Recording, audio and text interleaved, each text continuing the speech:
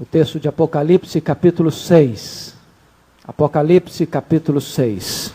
O Cordeiro abre os selos e vejamos então o primeiro selo. Vi quando o Cordeiro abriu um dos 7 selos e ouvi um dos 4 seres viventes dizendo, como se fosse voz de trovão, vem. Vi então, e eis um cavalo branco, e o seu cavaleiro com um arco, e foi-lhe dada uma coroa, e ele saiu vencendo e para vencer. Quando abriu o segundo selo, ouvi o segundo ser vivente dizendo, vem, e saiu outro cavalo vermelho, e ao seu cavaleiro foi-lhe dado tirar a paz da terra, para que os homens se matassem uns aos outros. Também lhe foi dada uma grande espada.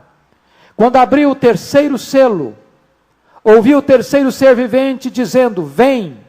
Então vi, e eis um cavalo preto, e o seu cavaleiro com uma balança na mão. E ouvi uma como que voz no meio dos 4 seres viventes, dizendo, uma medida de trigo por 1 denário, 3 medidas de cevada por 1 denário, e não danifiques o azeite e o vinho. Quando o Cordeiro abriu o 4º selo, ouvi a voz do 4º ser vivente dizendo, vem. E olhei e eis um cavalo amarelo, e o seu cavaleiro sendo este chamado Morte, e o inferno o estava seguindo. E foi-lhes dada a autoridade sobre a 4ª parte da terra para matar a espada, pela fome, com a mortandade por meio das feras da terra. Quando ele abriu o 5º selo, vi debaixo do altar as almas daqueles que tinham sido mortos por causa da palavra de Deus e por causa do testemunho que sustentavam. Clamaram em grande voz dizendo, até quando, ó Senhor, soberano, santo e verdadeiro, não julgas, nem vingas o nosso sangue dos que habitam sobre a terra? Então a cada um deles foi dada uma vestidura branca, e lhes disseram que repousassem ainda por pouco tempo, até que também se completasse o número dos seus conservos e seus irmãos, que iam ser mortos, como igualmente eles foram. Vi quando o Cordeiro abriu o 6º selo, e sobreveio grande terremoto. O sol tornou-se negro como saco de crina, a lua toda como sangue. As estrelas do céu caíram pela terra como a figueira, quando abalada por vento forte deixa cair os seus figos verdes. E o céu recolheu-se como um pergaminho quando se enrola. Então todos os montes e ilhas foram movidos dos seus lugares. Os reis da terra, os grandes, os comandantes, os ricos, os poderosos, e todo escravo e todo livre se esconderam nas cavernas e nos penhascos dos montes. E disseram aos montes e aos rochedos, caí sobre nós, e escondei-nos da face daquele que se assenta no trono e da ira do Cordeiro, porque chegou o grande dia da ira deles. E quem é que pode suster-se? Eu queria meditar com os irmãos nesta noite sobre o tema a abertura dos 7 selos. A abertura dos 7 selos. Até aqui, o livro de Apocalipse é como que uma preparação para o começo dos juízos de Deus sobre a terra. Vimos até aqui o Cristo glorificado no meio da igreja, andando no meio da igreja, para sondar a igreja, para corrigir a igreja, para encorajar a igreja.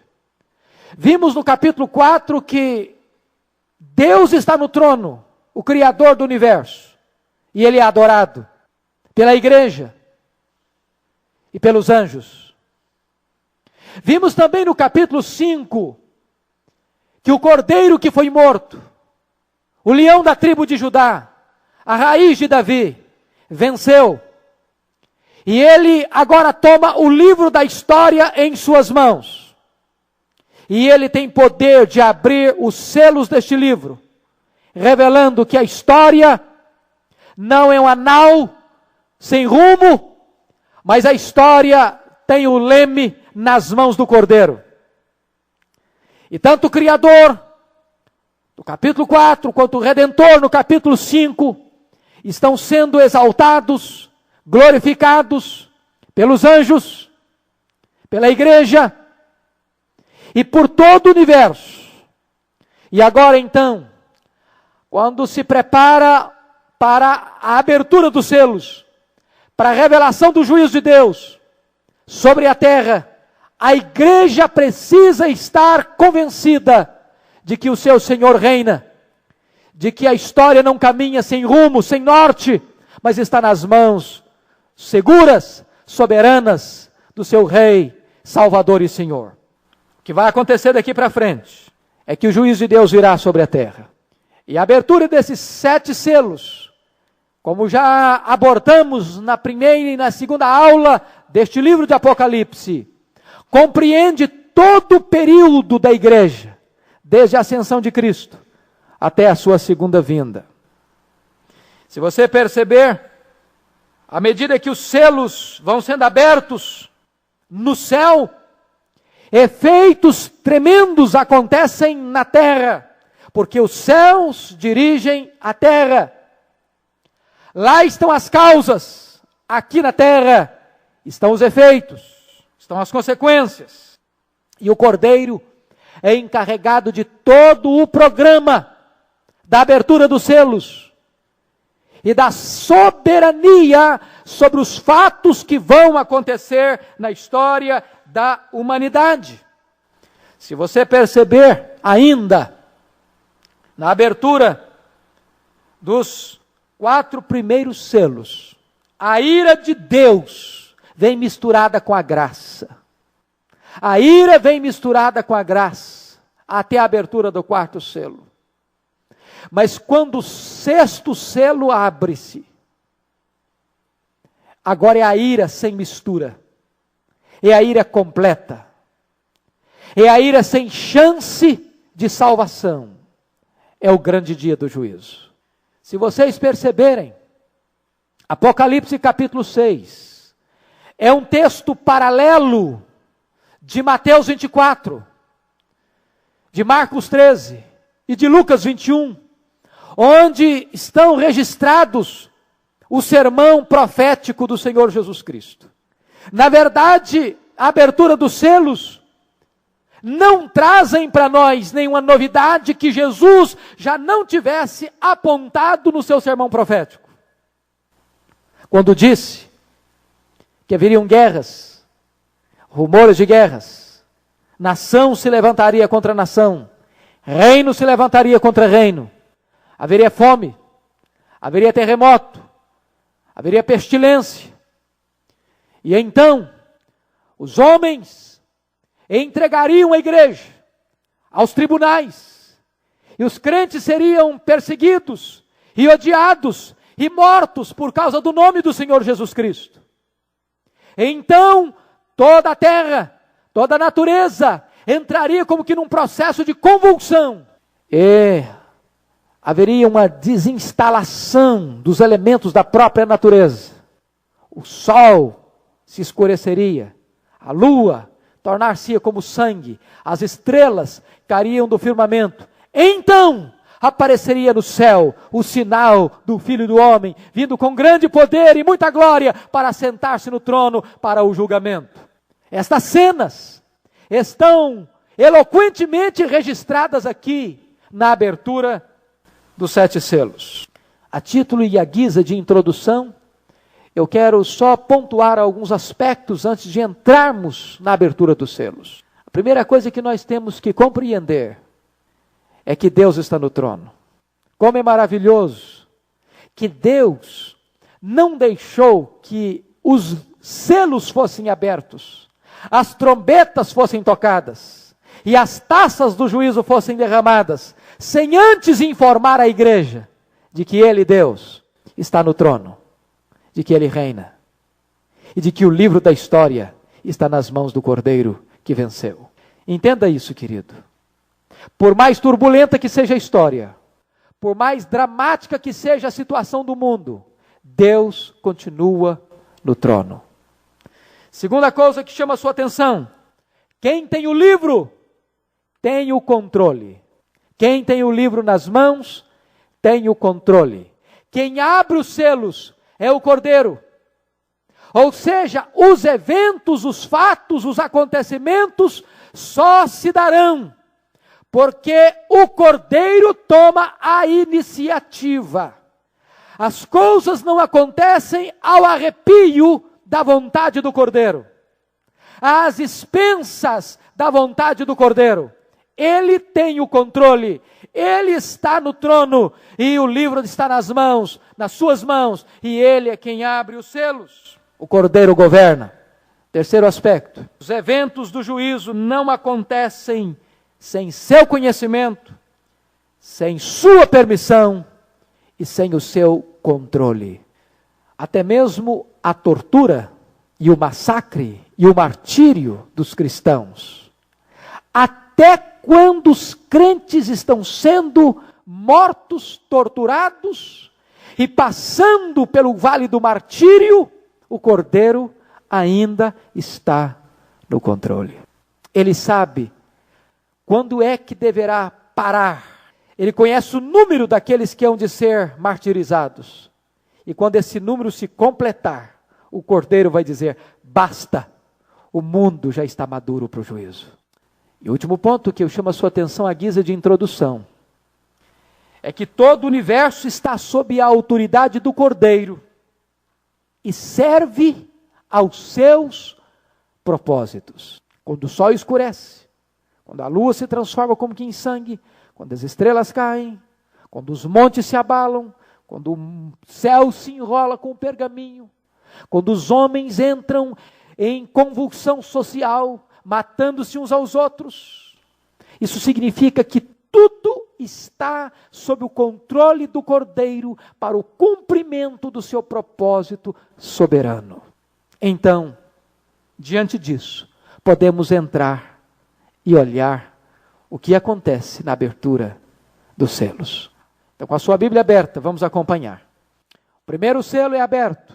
Versículo 2: Então vi e eis um cavalo branco, e o seu cavaleiro como um arco, e foi-lhe dado uma coroa, e saiu vencendo e para vencer. Quando abriu-se o primeiro selo, João vê um cavalo branco, e seu cavaleiro com um arco. Foi-lhe dado uma coroa, e ele saiu vencendo e para vencer. Eu quero lhes dizer, irmãos, que os estudiosos do livro do Apocalipse entendem que este verso é o verso mais difícil de se interpretar no livro. É tão difícil de interpretar quem é este cavalo branco e quem é este cavaleiro, que vai abrir essa parada, esta corrida dos cavalos e de seus cavaleiros para dentro da história, que alguns historiadores classificam este cavalo e este cavaleiro como o anticristo, e outros o caracterizam como Cristo. Vejam vocês que a imagem, a figura, sugere posições tão antagônicas, tão contraditórias. Quem é este cavalo branco? Quem é este cavaleiro que monta este cavalo branco? Eu vou lhes dar 4 possibilidades, e depois dizer aquela que eu creio ser a mais coerente. Adolf Paul, um comentarista alemão de grande envergadura, bem como um dos maiores comentaristas bíblicos da atualidade, Warren Wiersbe, olhando para esse cavalo branco e para o seu cavaleiro, entendem que esse cavalo e o seu cavaleiro representam o próprio anticristo. E a tese que usam é de que o livro de Apocalipse usa imagens duplas para fazer contrastes, como por exemplo, as duas mulheres. A mulher do Apocalipse 12, que é a igreja, para logo em seguida vir a meretriz, a prostituta. O contraste.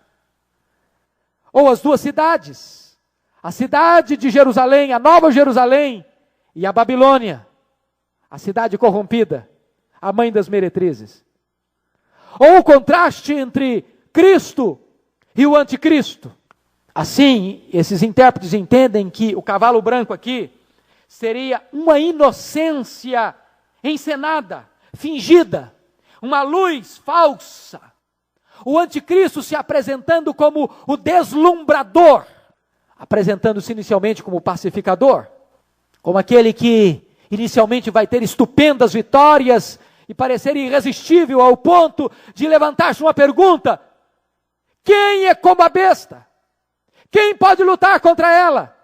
E ela lutará contra os santos e prevalecerá contra eles, no sentido de levá-los ao martírio. Dizem eles ainda, esses intérpretes, que esta figura do anticristo se faz entender aqui, porque a ordem para que este cavalo marche na sua corrida, na direção da história, vem do próprio Cordeiro. E é o Cordeiro, então, que faz com que o anticristo saia da obscuridade e se revele, arranque o seu manto de ovelha e mostre que lobo terrível ele é. Mas, pessoalmente, não concordo que esta tese seja mais plausível. Então vem uma segunda possibilidade, defendida por William Barclay, por Júlio Andrade Ferreira, já contemporâneo nosso, falecido há bem pouco tempo, muitos aqui o conheceram, quando diz que o cavalo branco seria uma referência ao poderio militar que conquista o mundo.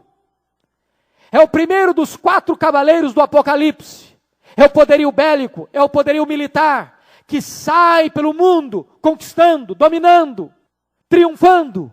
E arco aqui significa poderio militar, nas suas conquistas, no seu avanço, no seu expansionismo, trazendo, ao mesmo tempo, uma falsa paz, mas trazendo depois tragédias imensuráveis. A terceira possibilidade é apontada por George Led, quando diz que este cavalo branco e o seu cavaleiro é o Evangelho do Senhor Jesus Cristo, que sai pelo mundo com a coroa, com o arco, vencendo e para vencer, porque diante das grandes agruras do mundo, das tragédias, das guerras, das perseguições, o Evangelho vai ganhando vitórias cada vez maiores e mais espetaculares.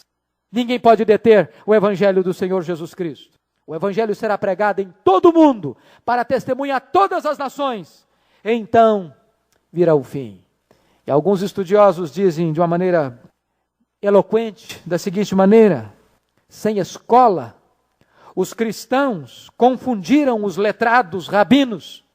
Sem poder político e social, mostraram-se mais fortes do que o sinédrio. Sem sacerdotes, desafiaram os sacerdotes e o próprio templo. Sem um soldado sequer, foram mais poderosos do que as legiões romanas. E foi assim que fincaram a cruz, acima da águia romana. É o progresso do Evangelho, é o avanço do Evangelho. Assim entende George Led, que é o representante aqui, o símbolo do cavaleiro e do cavalo branco. Pessoalmente, sou defensor da tese levantada por William Hendrickson. William Hendrickson entende que o cavalo branco e o seu cavaleiro não é outra pessoa senão o próprio Senhor Jesus Cristo. E eu penso que esta tese é mais coerente com o livro todo, e eu vou lhe dizer por quê. Se você perceber, logo que o cavalo branco parte para a sua jornada, em seguida lhe é acompanhado, vai acompanhando a ele o cavalo vermelho, que é o símbolo da guerra. Onde Cristo chega, com a sua vitória, chega também a perseguição a Cristo e a sua igreja. E este é um fato histórico inquestionável. Segundo, as expressões usadas não poderiam referir-se a outra pessoa, a não ser o próprio Cristo. Cavalo branco e branco, tendo uma coroa, saiu vencendo e para vencer. Essas 4 expressões, branco, coroa, vencendo e para vencer, não pode ser aplicada a não ser ao Senhor Jesus Cristo. A linguagem ou a cor branca sempre é usada em relação a Jesus e aos seus. Por exemplo, você vai ver cabelos brancos, lá no capítulo 1:14, se referindo a Jesus. Você vai ver o prêmio da pedrinha branca, para os vencedores. Você vai ver roupas brancas para aqueles que venceram. Você vai ver uma nuvem branca representando Jesus voltando. Você vai ver cavalos brancos para aqueles que vêm na gloriosa vitória de Jesus. E você vai ver o trono branco se estabelecendo onde Jesus se assenta. E ele saiu vencendo e para vencer. Portanto, não se aplica estas expressões ao diabo, muito menos ao anticristo. Outra coisa, esta figura representando a Jesus está de acordo com o conteúdo geral do livro de Apocalipse, que mostra a vitória de Jesus Cristo e da sua igreja. Esta é a mensagem central do livro de Apocalipse. Portanto, o cavalo branco certamente representa Jesus, até porque não há nenhum juízo atrelado ao cavaleiro branco. Ainda mais, cremos que é Jesus, a figura aqui do cavaleiro branco, porque em Apocalipse capítulo 19, versículos 11 a 16, nós encontramos a segunda vinda de Jesus sendo descrita com Jesus, o Rei dos Reis, o Senhor dos Senhores, a palavra de Deus, a fiel testemunha, com as suas vestes tintas de sangue, montado num cavalo branco, saindo para vencer. Então, não poderíamos entender que o livro de Apocalipse usaria duas figuras iguais para personagens tão antagônicos. O primeiro cavaleiro, então, é o próprio Jesus Cristo, que sai à frente, vencendo, triunfando, através do seu evangelho glorioso e redentor. Mas veja você, por favor, o verso de número 3 e 4. Quando abriu o segundo selo, ouvi o segundo ser vivente dizendo: vem. Saiu outro cavalo, o cavalo vermelho, e ao seu cavaleiro foi-lhe dado tirar a paz da terra, para que os homens se matassem uns aos outros. Também lhe foi dado uma grande espada. Quem é esse cavalo? Quem é este cavaleiro? E aqui não temos dúvidas de que aqui o cavalo vermelho representa a perseguição ao povo de Deus ao longo dos séculos. Meus amados irmãos, aqui está o começo da história de perseguição, de tortura à igreja de Deus. Guerras, rumores de guerras, nações contra nações, reino contra reinos, mas não apenas no que concerne a guerra genérica e geral, mas sobretudo aquela perseguição que se concentra contra a igreja de Deus. Vos perseguirão, vos prenderão, vos matarão por causa do meu nome. E quantas terríveis perseguições pelas mãos do Império Romano, nos primeiros séculos, pelas mãos da Inquisição, na Idade Média. Brutal perseguição no período da pré-reforma, quando alguns nossos irmãos foram queimados vivos, como John Hus, outros esquartejados. Perseguição no período da pós-reforma, como aconteceu na França, quando Catarina de Médici provoca um banho de sangue na Inglaterra, mormente na fatídica noite de São Bartolomeu. Perseguições crudelíssimas na Inglaterra, com Maria Tudor. Perseguições brutalíssimas, crudelíssimas, no período do nazismo, do fascismo, do comunismo. E vocês bem sabem, eu estou certo disso, de que a maior quantidade de mártires do cristianismo, de toda a história da igreja, está no século XX. Mais pessoas morreram por Cristo no século XX do que em toda a história pregressa. É o cavalo vermelho, que sai na sua cavalgada, fazendo trepidar a terra. Isso está de acordo, queridos, quando se abre o quinto selo, o que é que você vê? Você vê a alma daqueles que foram decapitados, daqueles que foram martirizados, nestas sangrentas perseguições. Suas almas estão no céu, clamando por justiça. E se você perceber, diz o texto, que foi dada a este cavaleiro uma grande espada. Esta espada é a espada que não era a espada de batalha. Existem dois tipos de palavras no grego para espada. A espada comprida, que é a espada de guerra, e a espada pequena, que é o cutelo de sacrificar a vítima. A palavra que espada é o cutelo. Não é espada de guerra, é a espada onde se decepa a cabeça da vítima. É a espada do sacrifício. É a mesma palavra que aparece na Septuaginta lá em Gênesis 22, quando Isaac diz: papai, aqui está a lenha, o fogo e o cutelo. Essa espada aqui é o cutelo, de sacrificar a vítima. E queridos irmãos, esta perseguição tem acompanhado a igreja, desde o começo. E há de acompanhar a igreja até o fim. Se você olhar para a história, é a guerra derramando sangue. Estevão, Paulo, Policarpo, Perpétua, Felicidade, a Inquisição, a perseguição na Rússia, a perseguição até hoje na Coreia do Norte, na China, quando irmãos nossos ainda morrem nas cortinas ainda de ferro e nas cortinas de bambu, nos países islâmicos, por causa da sua fé.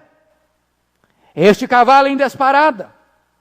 Agora você para perceber que este cavaleiro recebe a autoridade de tirar a paz da terra. De que maneira? Você pode perceber, para que os homens se matassem uns aos outros. Por que é que não há paz na terra? É porque não há obediência ao príncipe da paz.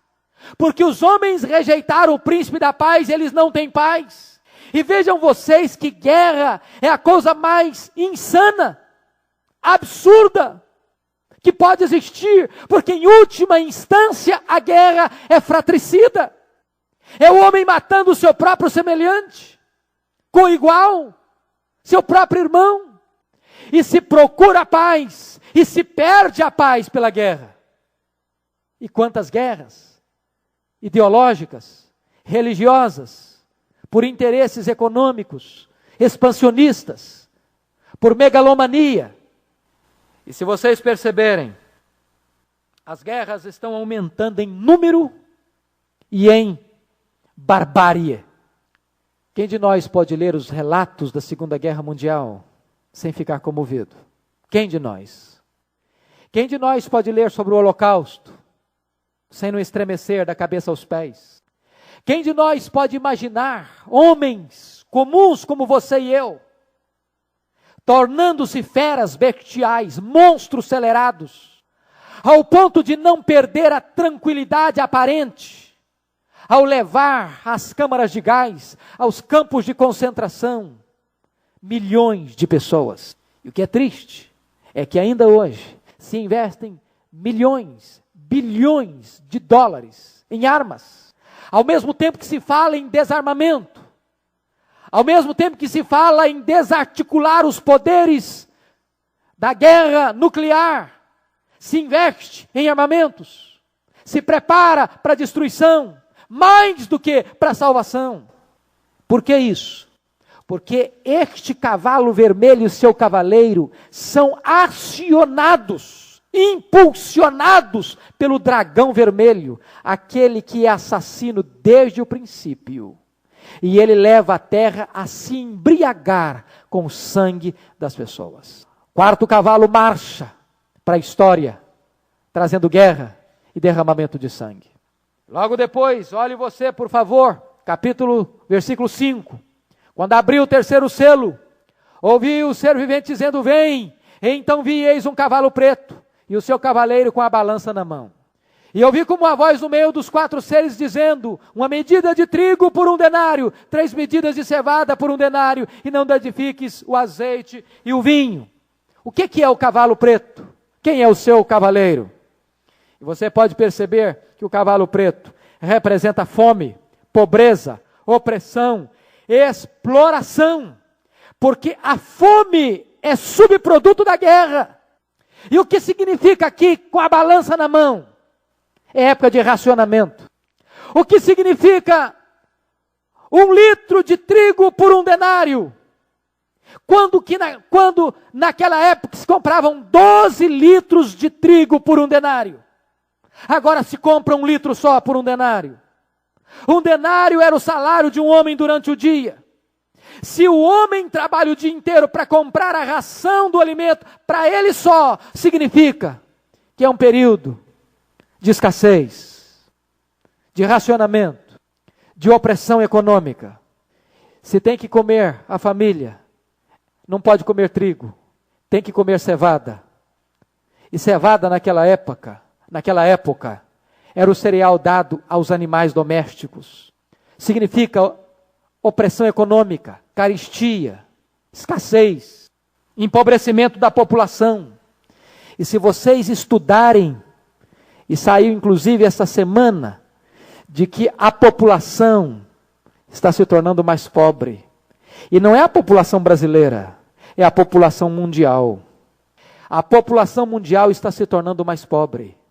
Porque a riqueza do mundo está se concentrando cada vez mais nas mãos de mega empresas. No sistema da globalização econômica, a riqueza vai se transferindo das mãos do povo para as mãos de uma pequena minoria. E daqui a pouco, essas pessoas precisam trabalhar em troca do pão. Mas veja você, que este cavalo preto semeia fome, semeia pobreza, semeia carestia. E a pessoa tem que dar o seu salário para comprar apenas o pão. E se quer comprar comida para a família inteira, não pode comprar o melhor da comida, tem que comprar cevada. E meus irmãos, não é essa a realidade do nosso povo. Vocês acham que quem ganha salário mínimo neste país pode ter uma alimentação digna? É preciso comer cevada e não trigo. Não é pelo fato da pessoa encher a barriga que ela matou a fome. E se vocês perceberem, saiu esta semana, eu não sei em que reportagem eu ouvi, não sei se foi num jornal, a miséria que tem no nosso país, e passou uma reportagem de crianças morrendo de fome em Eunápolis, na Bahia. Um quadro inimaginável num país como o nosso. Inimaginável. Crianças, pele e osso. É a fome. É o cavalo preto que cavalga sobre a terra. Pessoas morrendo de fome. Mas se você perceber, esta fome que o cavalo preto sai derramando sobre a terra, não atinge a todos. Veja você que é uma ordem, não danifiques o azeite e o vinho.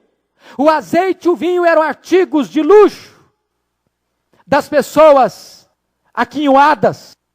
Ou seja, no período de carestia, de fome, de miséria, de pobreza, de opressão, os ricos saberão conservar em suas mãos o conforto e o luxo, enquanto o povo passa fome. Não é essa a realidade que nós vemos hoje? Vamos então ao versículo 7 e 8. A abertura do 4º selo. Quando o cordeiro abriu o 4º selo, ouvi a voz do 4º ser vivente dizendo: vem, e olhei e eis um cavalo amarelo. Aliás, a palavra aqui, na língua grega, não é bem amarelo. A tradução para amarelo talvez não seja a melhor tradução. Talvez a palavra aqui poderia ser melhor traduzido por baio. E quem vive na roça, ou viveu na roça, sabe o que é um cavalo baio. Ele não é bem amarelo. A palavra na língua grega traz a ideia de uma cor pálida, a cor da morte. Você já viu um defunto? Ele não é amarelo, ele não é branco, ele não é marrom. Ele é uma mistura de cores que descreve uma palidez cadavérica. A palavra grega é essa, palidez cadavérica. É o cavalo baio, aqui traduzido como cavalo amarelo. E diz o texto: e o seu cavaleiro, sendo ele chamado Morte, e o inferno estava seguindo, e foi-lhe dada autoridade sobre a 4ª parte da terra, para matar a espada pela fome, com a mortandade por meio das feras da terra. A figura da morte e do inferno aqui. Poderíamos dizer que estas figuras são pleonásticas, ou seja, representam a única realidade. Ou seja, o Hades, o inferno, sempre vem atrás da morte. A morte derruba e o inferno recolhe os mortos. A morte pede o corpo enquanto Hades, o inferno, reclama a alma do morto. Agora, irmãos, preste atenção num fato precioso aqui do texto. Por favor, entenda isso aqui. Versículo 8. E olhei e eis um cavalo amarelo e o seu cavaleiro, sendo este chamado Morte, o inferno que estava seguindo, e foi-lhe dada autoridade sobre a quarta parte da terra, para matar a espada, pela fome, com a mortandade e por meio das feras. Foi-lhe dada autoridade. Significa que a morte e o inferno não têm em si autoridade. Significa que estão debaixo de autoridade. Só atuam sob permissão divina. Seu círculo de ação é limitado e seu território definido. A quarta parte e nada mais. Quem ainda está no trono é Deus. Quem tem o livro da história nas mãos é o Cordeiro. E ele coloca um limite. Isso é tremendo. Isso é maravilhoso. E a morte vai agir sob autoridade, com limitação, com delimitação de tempo e de espaço, usando os seus instrumentos. De que maneira que viria essa morte? Primeiro aí, pela espada. Agora preste atenção que espada aí já não é a mesma espada lá do cavalo vermelho. A palavra espada aqui já é outra palavra no grego. A palavra no grego aqui não é macaira, mas ronfaia. Macaira era a espada cutelo. Ronfaia é a espada comprida do guerreiro. Essa espada aqui é a espada da guerra. A morte vai dizimar as suas vítimas através da guerra. E quantas mortes brutais. Nós estamos vendo hoje o Oriente Médio em chamas. Nós estamos vendo hoje os Estados Unidos confusos por não conseguir administrar a crise da ocupação de um país. Estamos assistindo guerras, não apenas entre nações, entre reinos, mas assistimos guerras tribais, de gangues. E as pessoas estão se matando, dizimando umas às outras. E depois vem a fome, matando as pessoas. E depois vem a pestilência. Se você perceber a palavra mortandade aí, que está no seu texto, no versículo de número 8, esta palavra mortandade, ela deve ser e pode ser traduzida melhor, mais especificamente por pestilências. As pestilências que são subproduto da guerra e da fome, onde as pessoas ficam vulneráveis às pestilências que se espalham e pelas bestas feras do campo. Então você está percebendo o seguinte, que esta cavalaria do Apocalipse, esses 4 cavaleiros do Apocalipse, primeiro o Cordeiro de Deus saindo para vencer com o Evangelho, mas atrás do Cordeiro vem um séquito com os cavalos vermelho, preto e baio, trazendo a guerra, trazendo a fome, trazendo a morte, trazendo a assolação. Este é o drama da história da humanidade. E agora, irmãos, nós estamos prontos para abrir o 5º selo. E quando você abre o 5º selo, você muda a cena. Você sai da terra e volta para o céu. Volta para o céu. Agora a causa está na terra e o efeito está no céu. Reverte a situação. Porque quando se abre o 5º selo, o que é que se vê? Vi debaixo do altar as almas daqueles que tinham sido mortos por causa da palavra de Deus e por causa do testemunho que sustentavam. Então o que está acontecendo? À medida que a guerra avança, que a perseguição à igreja avança, à medida que os crentes são presos, torturados e mortos, se vê o efeito no céu. As almas dos mártires estão no céu. E aqui eu chamo sua atenção para algumas lições.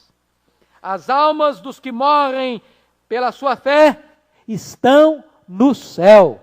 Essa é uma boa palavra para o nosso coração. Elas não estão vagando pelo espaço, à procura de uma outra reencarnação. Elas não estão dormindo na sepultura.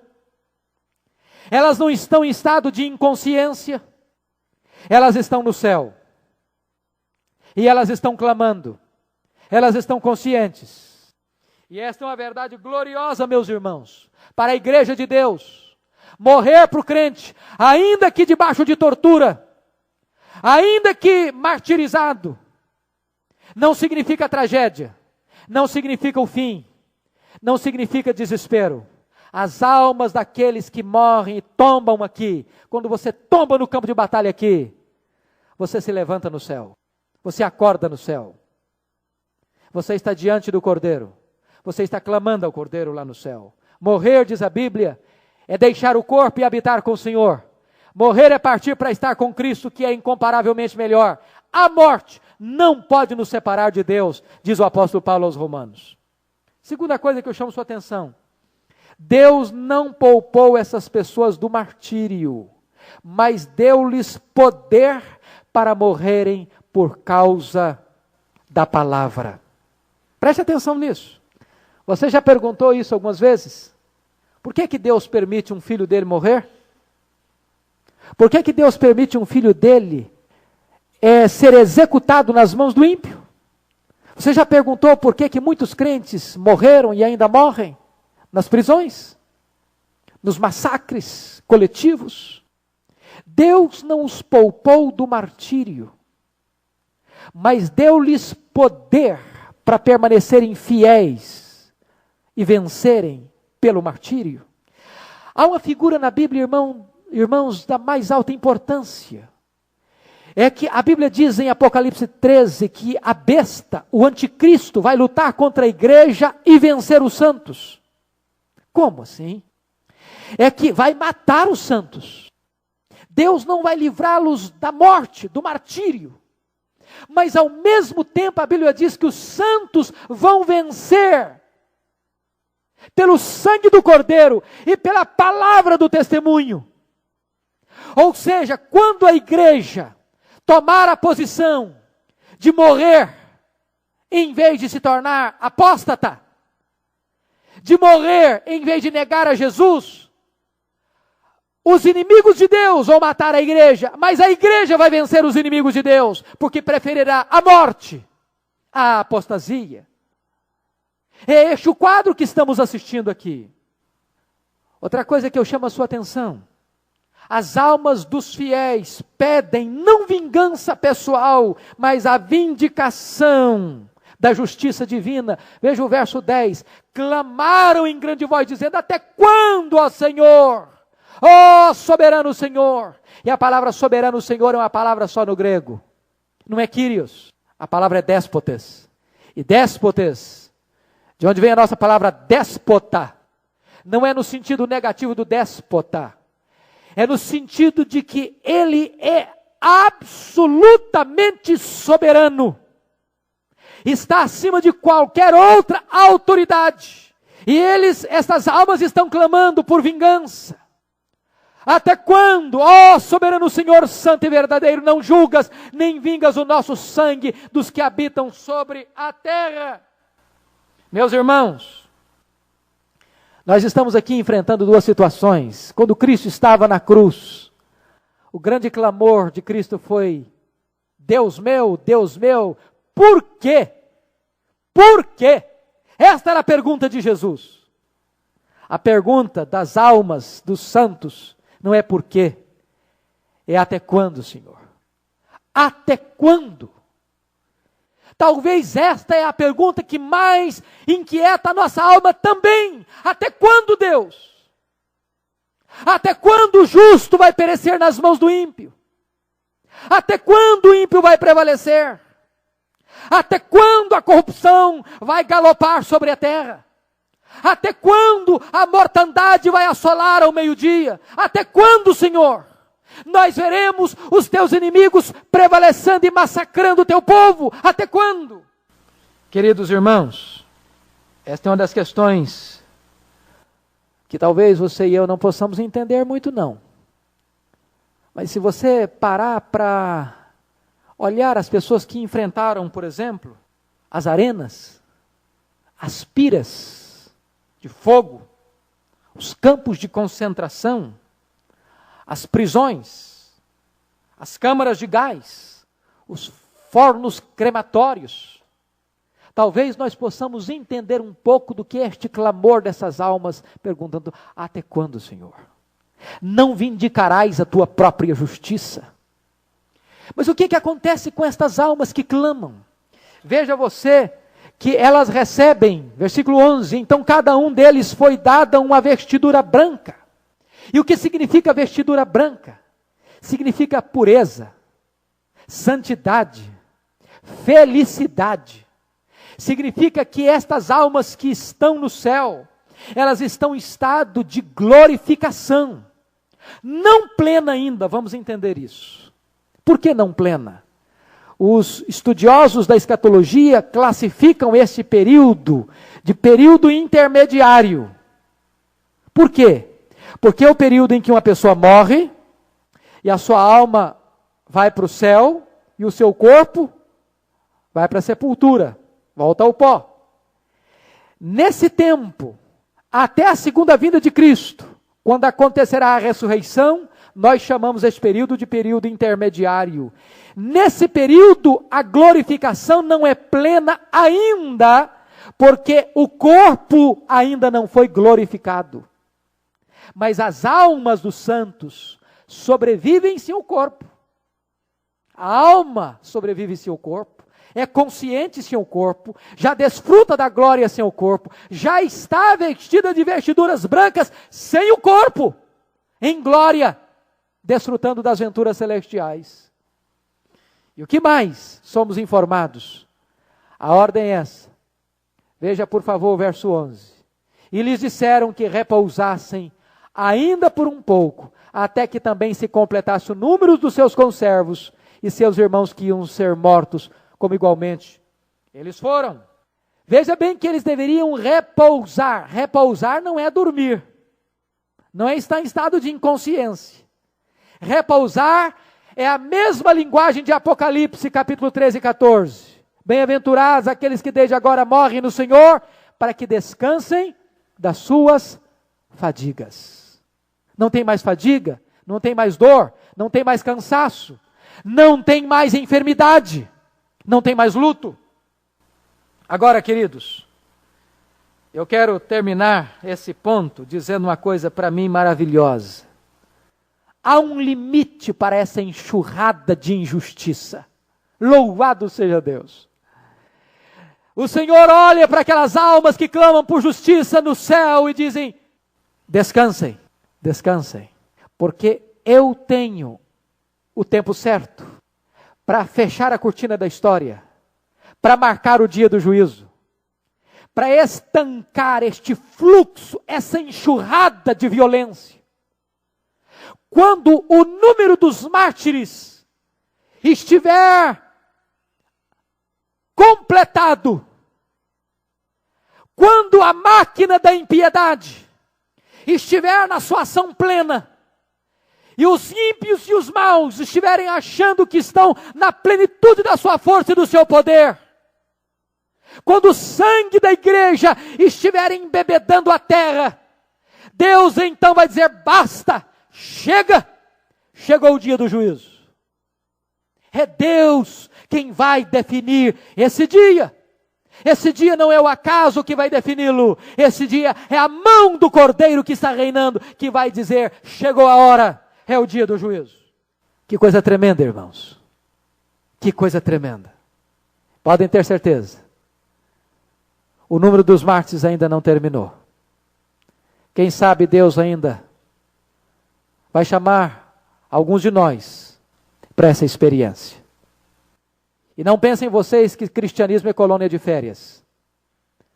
Paulo diz que foi nos dada a graça não apenas de crer em Cristo, mas também de sofrer por amor a Cristo.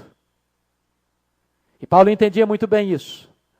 Quando ele diz: completei a carreira, combati o bom combate, completei a carreira, guardei a fé. Já o meu corpo está sendo oferecido como libação. Eu estou pronto a ser oferecido como sacrifício.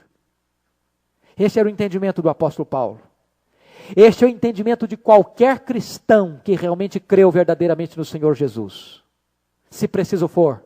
Ele está pronto a ser fiel até a morte. Selar o seu compromisso com a morte, se preciso for, até que o número desses mártires seja completado.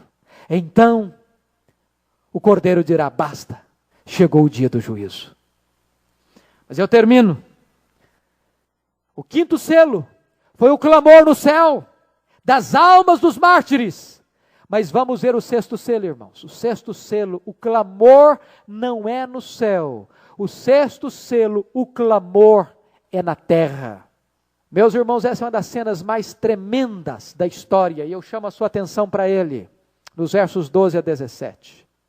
Vi quando o Cordeiro abriu o sexto selo, e sobreveio o grande terremoto. O sol se tornou negro como saco de crina, a lua toda como sangue, as estrelas caíram pela terra como figueira, quando abalada por vento forte deixa cair os seus figos verdes.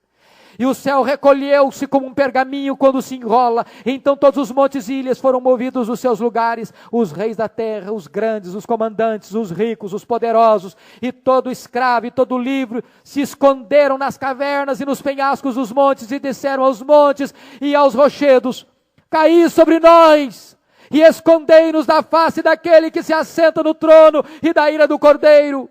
Porque chegou o grande dia da ira deles, e quem é que pode suster-se? O juízo chegou, as portas da graça foram fechadas, é o dia da ira do Cordeiro. O sexto selo introduz o dia do juízo. Lembram vocês que nós dissemos que o Apocalipse é formado de 7 sessões paralelas? Em cada sessão compreende todo o período da igreja. Pois bem, meus irmãos, nós estamos diante do quadro do juízo final agora. O medo, o terror, o espanto e a consternação daquele dia se descreve sobre 2 grandes simbolismos. 2 simbolismos. Primeiro, o universo sendo sacudido, balançado em seus alicerces. Essa é uma figura que produz pavor. É um simbolismo que gera medo. O segundo símbolo, os homens completamente aterrorizados, tentando se esconder. O que é que João quer dizer com isso? Meus irmãos, não nos esqueçamos de que isto é um símbolo. E eu quero que vocês prestem atenção, que a lição, a mensagem central deste símbolo é a seguinte: o universo está sendo abalado. Aquilo que é mais sólido, mais firme, está sendo abalado. O sol, a lua, as estrelas, o céu, as ilhas, os montes, tudo se desinstala, tudo sai do seu lugar. As vigas que sustentam o universo estão balançando. É como que um terremoto que mexe com as estruturas do universo. Nada fica no seu lugar. É óbvio que isso é uma figura, mas uma figura que produz pavor, que produz medo, que produz terror, que ninguém pode ficar impassivo diante deste quadro majestoso. A antiga criação está se desintegrando. Os céus se desintegrarão como que num estrepitoso estrondo. Os elementos se desfarão como que abrasados. Este é um quadro do terror do dia do juízo. Este é o quadro tétrico, dramático, do derramamento e da efusão plena, completa, final da ira de Deus sobre um mundo que o rejeitou e perseguiu a sua igreja. Esse dia virá repentinamente. Diz a Bíblia que os homens desmaiarão de terror. Meus irmãos, este é o quadro que nós estamos vendo aqui. O juízo chegou e os homens estão em profundo desespero. Versículos 15 a 17. E se você olhar, assim como aconteceram 6 elementos da natureza abalados, também 6 classes de homens estão desesperadas. Quem são eles? Quem são eles? Preste atenção ao verso 15. os reis da terra, os grandes, os comandantes, os ricos, os poderosos, e todo escravo e todo livre. Veja você que ninguém vai poder escapar naquele dia, por ser rico, por ser nobre, por ser rei, por ser poderoso, por ser forte, por ser livre, por ser escravo. Naquele dia do juízo não adianta morar num palácio, não adianta entrar num buraco. As estratégias poderá fugir da ira de Deus e do Cordeiro. Quando João classifica esses 6 tipos de pessoas, o que ele está querendo dizer é que o terror do dia do juízo será um terror universal. E diz a Bíblia que os homens estão buscando um lugar para se esconder. Mas para onde vão fugir de Deus? Para onde? Como se esconder de Deus? O salmista já havia dito, se suba aos céus, lá estás. Se desça o abismo, lá estás também. Se eu tomo as asas da alvorada e me detenho no confim dos mares, ainda lá me haverá de guiar a tua mão. Onde se esconder de Deus? Nas trevas. Para ele, luz e trevas são a mesma coisa. Tolice o homem se esconder de Deus. E meus irmãos, que tolice é essa? De que estão fugindo? De que estão fugindo? Preste atenção nisso. Do que é que os homens estão fugindo, irmãos? Não é deste universo que parece que está desabando sobre a cabeça deles. Não é disso que eles estão fugindo. Não é do terremoto que sacode as pilastras do universo. Não é disso que eles estão fugindo. Do que é que eles estão com medo? Da morte? Não, não é da morte que eles estão com medo. Eles querem fugir pela morte. O que mais os homens temem é a manifestação plena de Deus na sua ira. Eles fogem de Deus. E aqui está o caráter mais perverso do pecado. Porque o pecado leva o homem a tentar fugir de Deus o tempo todo. Quando o homem não poderá fugir de Deus no dia do juízo. A Bíblia diz que nem a morte poderá ser encontrada por esses homens. Eles encontrarão o juízo de Deus. Nem a riqueza, nem a posição. Chegou o dia do juízo. Agora não tem mais chance. Agora não tem mais oportunidade. Agora não tem mais arrependimento. Agora a porta está fechada. Agora é o momento de enfrentar o Cordeiro na sua ira. O Cordeiro doce. O Cordeiro meigo. O Cordeiro que foi morto. O Cordeiro que abriu os braços na cruz. O Cordeiro que docemente pegou as crianças e colocou no colo. O Cordeiro que chamou, vinde a mim, todos os que estáis cansados e sobrecarregados, e eu vos aliviarei. O Cordeiro que diga, vem, e quem tem sede, beba das fontes da água da vida. Agora o Cordeiro está irado. Agora o Cordeiro se levanta na sua ira. Chegou o dia do juízo.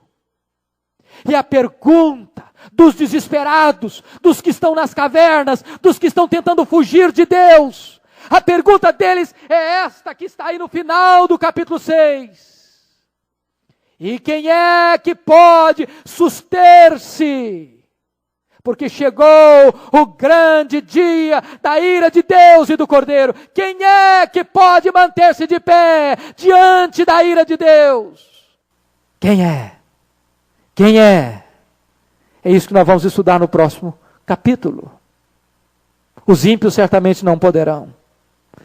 Certamente não poderão. E eles terão que enfrentar as terríveis palavras daquele que vai se assentar no trono e dizer, apartai-vos de mim, malditos, para o fogo eterno, preparado para o diabo e seus anjos.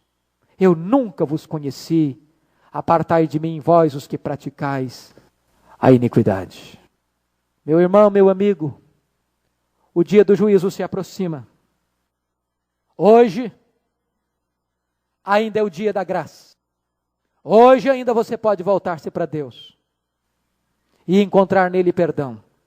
Será que você não quer vir a Cristo nesta noite? Será que você não quer correr para Jesus como cidade refúgio nesta noite? Para não ter que tentar se esconder nas cavernas no dia do juízo e não poder fugir de Deus? Eu queria que você baixasse a sua cabeça neste momento, que você meditasse profundamente na sua vida. Nós não estamos em tempo, irmãos, de vivermos a vida sem reflexão. O dia do juízo se aproxima. Sarah Poltrocalley, num de seus hinos, disse: noite eterna se aproxima, tenebrosa em seu horror. Clama, avisa os infelizes, insta-os para o Salvador. Resplandeçam nossas luzes através do escuro mar, pois nas trevas do pecado almas podem naufragar. Nesta noite você quer colocar sua vida diante de Deus e recebê-lo como seu Salvador, como seu Senhor? Se você deseja, com seus olhos fechados, levante uma das suas mãos. Eu quero orar por você nesta hora. Se você deseja fazer esta decisão por Jesus, mesmo assentado, levante uma das suas mãos. Eu quero orar por você. Amém. Amém. Amém. Há mais alguém? Há mais alguém?